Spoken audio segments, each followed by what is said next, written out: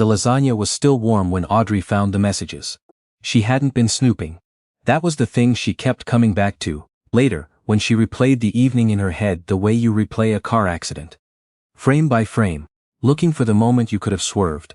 She'd only picked up Garrett's phone because hers was charging in the bedroom, and she wanted to check the weather before their guests arrived. That was all. A 5-second decision. Check the forecast, set the phone back down, go back to stirring the sauce. But the screen had lit up with a preview, and her eyes had caught the name before her brain could stop them. Can't stop thinking about last night. Is she going to be home all weekend? Audrey set the phone down very carefully on the granite counter. She turned off the burner under the pot. She stood in the kitchen of the house she and Garrett had spent 4 years renovating together. The house where they'd refinished these floors by hand, where they'd argued for 2 weeks about whether to tile the backsplash in white or cream. And she waited for some feeling to arrive that made sense. Nothing came. Just a strange cotton-stuffed quiet. Their friends showed up 40 minutes later. Audrey served the lasagna. She poured wine. She laughed at the right moments. She watched Garrett across the table. His easy smile, the way he touched her shoulder when he got up to refill his glass, and she thought, I am sitting across from a stranger, and I didn't even notice when it happened.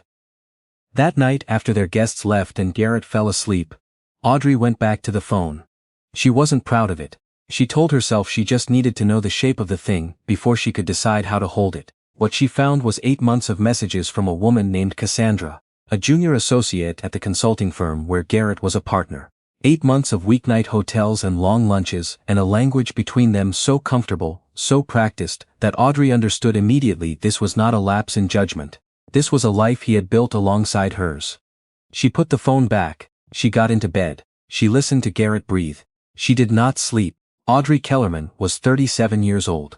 She'd spent the last 11 years building something with Garrett Cole. A life, yes, but more precisely, a business. She was the one who'd stayed up until 2 in the morning during the early years, doing the books for his consulting practice on their kitchen table while he slept. She was the one who'd turned down a partnership offer in Vancouver, because his firm was in Toronto and one of them had to be the one who stayed. She'd brought in 3 major clients herself, through her own network, handed them to Garrett's firm without even asking for credit because they were married, and what was his was hers and what was hers was his, and that was how it worked. Or so she'd believed. She told her best friend Petra the next morning, on the phone, in the parking lot of a grocery store she'd driven to for no reason, just to have somewhere to go. Come here, Petra said immediately. I'm fine, Audrey. Come here. She drove to Petra's house in Scarborough and sat at the kitchen table and drank tea she didn't taste, while Petra listened with her arms folded and her jaw getting tighter with every sentence.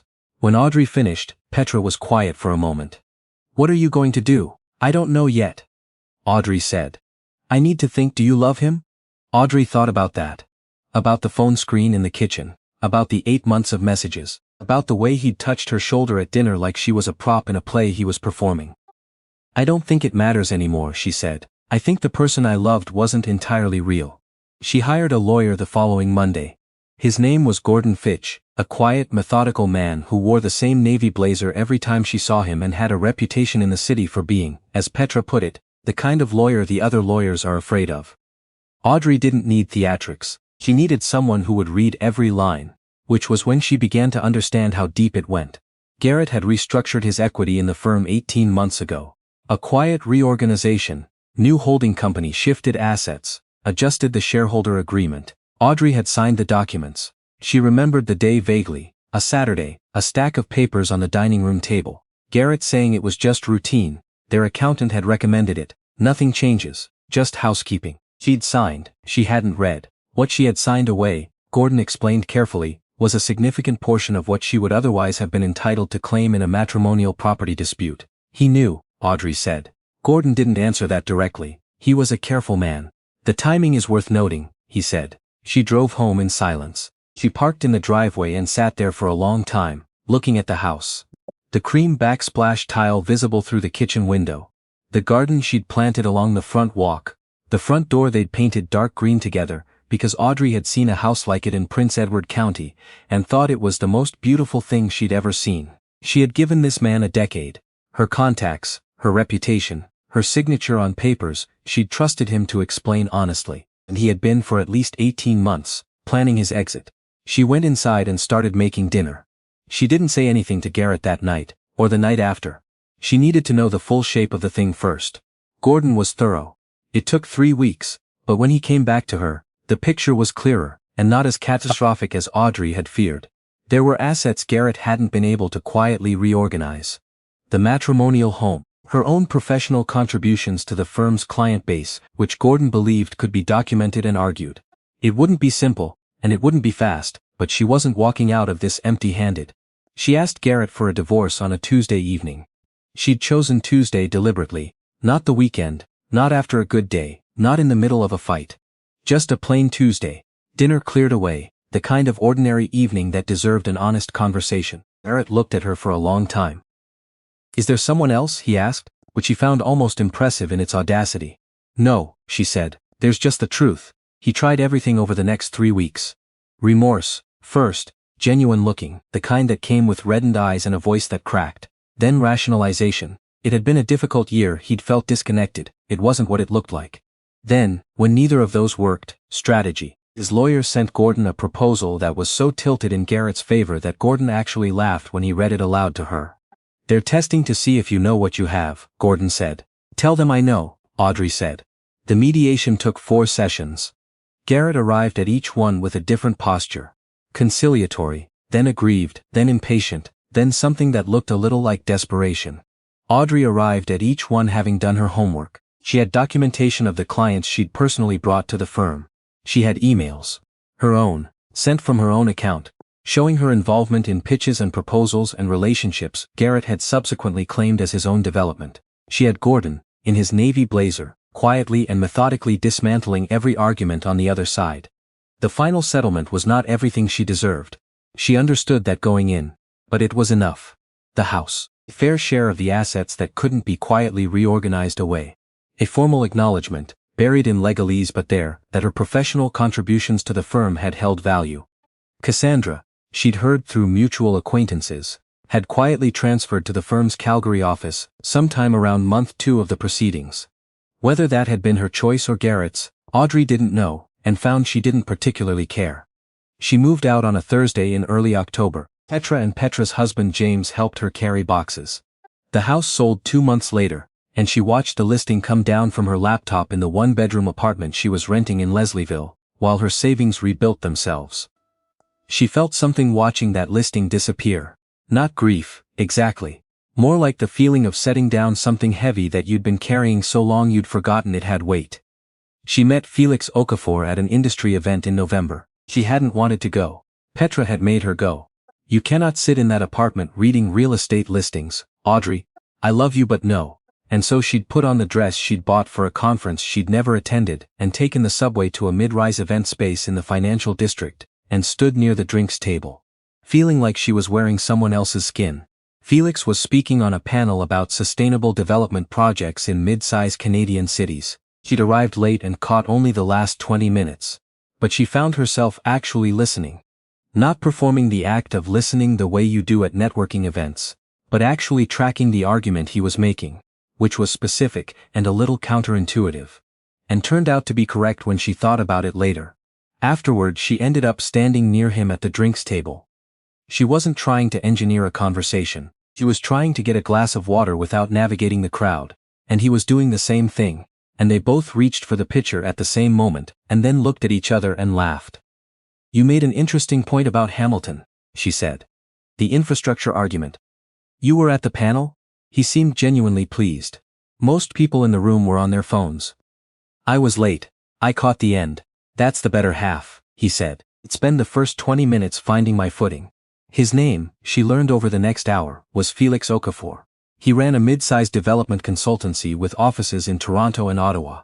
He'd built it from a 2-person operation over 12 years. It was straightforward without being blunt, funny without performing it, and when she mentioned she'd recently gone through a divorce, he didn't offer a practiced expression of sympathy. He just nodded and said, "That takes a lot of courage," and moved on, which she appreciated more than she expected to. She drove home that night thinking about the conversation, about how easy it had been, about how she hadn't thought once, the entire time, about whether she was saying the right thing or taking up the right amount of space. They had dinner the following week, and the week after that. She didn't tell Garrett. She had no reason to. They had no contact anymore, channeled everything through Gordon when necessary. But she found herself in some private part of her mind, aware that it would bother him. Felix's firm operated in some of the same professional circles as Garrett's. They'd met at a conference years ago, she eventually gathered, and hadn't much liked each other. Garrett had said something dismissive about Felix once, she vaguely recalled, something about his approach being too idealistic, which, knowing Garrett, probably meant Felix hadn't been willing to cut the corners Garrett preferred to cut. The awareness gave her a small, clean satisfaction that she didn't entirely suppress. 4 months after the divorce was finalized, Garrett called her. She almost didn't answer. She looked at his name on the screen for 3 full rings, then picked up because Gordon had told her to always document contact and the easiest way was to take the call. "I heard you're seeing someone," Garrett said. No preamble. "Garrett, Felix Okafor." The way he said the name was careful, controlled. The specific carefulness of someone keeping a feeling on a very short leash. "That's not something I need to discuss with you," Audrey said. "I'm not, I just think you should know that he's not." He stopped, started again. "He's not who he presents himself as. Professionally. I've heard things." "What things?" Silence. Because there were no things. She understood that immediately. He was reaching Garrett. "You lost," she said, "pop right to have opinions about my life when you spent 8 months sending hotel receipts to a work email." She hung up. She sat in her apartment for a moment. Then she texted Petra. "He called. It's fine. He wanted to warn me about Felix apparently." A pause. Then, "He sounded rattled." Petra replied in approximately 4 seconds. "Good." Felix, when she told him over dinner that week, was quiet for a moment. Then, "He called you directly?" "He did." Felix shook his head slowly, not angrily, more like something confirmed. "We were at the same conference about 5 years ago," he said. "He tried to poach one of my clients. Very indirectly. The way people do when they want plausible deniability, the client told me." He looked at her. "I'm sorry you were married to him." "So am I," she said. "But I'm not anymore." Garrett called 2 more times over the following month. She answered neither. Gordon sent a brief note to Garrett's lawyer suggesting the calls stop, unless there was a specific legal matter to address. They stopped. She and Felix took a weekend trip to Prince Edward County in the spring. Her idea, though she hadn't explained the significance of it to him.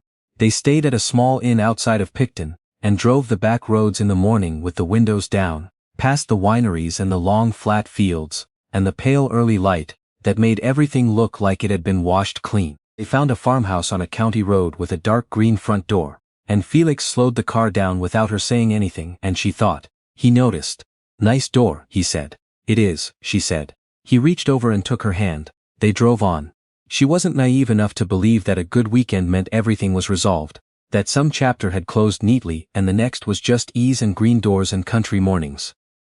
Life was not structured that cleanly. There would be hard stretches ahead, negotiations she hadn't anticipated, the slow work of learning to trust her own instincts again, after years of letting someone else define the terms. But she felt something in that car that she hadn't felt in longer than she could accurately remember. Not happiness exactly, though it was adjacent to it. More like a kind of clarity, an awareness of herself, her preferences, her instincts, her judgment, that had gotten so buried under 11 years of accommodation that she'd stopped feeling its edges. She had built a business with her own hands and given the credit away. She had signed documents, she trusted someone else to explain honestly. She had served lasagna to dinner guests, while sitting on the knowledge that her marriage was a performance and smiled through every course. She was done performing. That fall, she formalized something she'd been considering since before the divorce was finalized. She registered her own consulting practice under her name, Kellerman Advisory.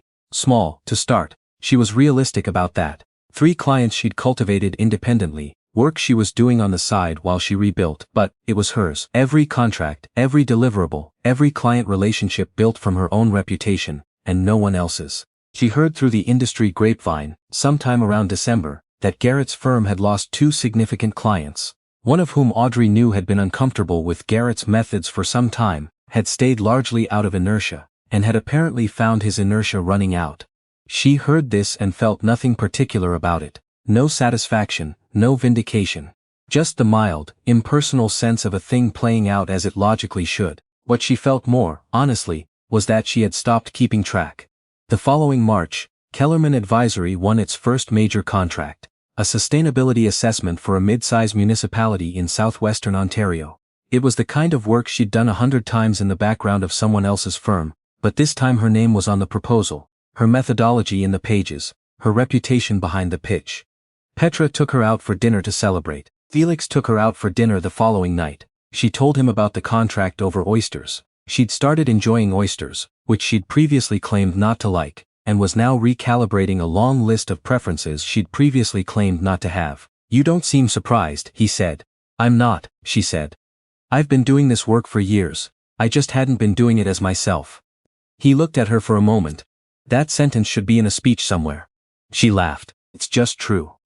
On the way home, she thought about the kitchen in the house she'd left. The cream backsplash, the green front door, the lasagna cooling on the counter while something shifted irreversibly beneath the surface of her life. She thought about the woman who'd stood in that kitchen and felt nothing arrive. Just the strange cotton quiet of a world that had already changed without asking her. That woman had not been wrong to grieve. She had also, without fully understanding it in the moment, been standing at the exact beginning of something.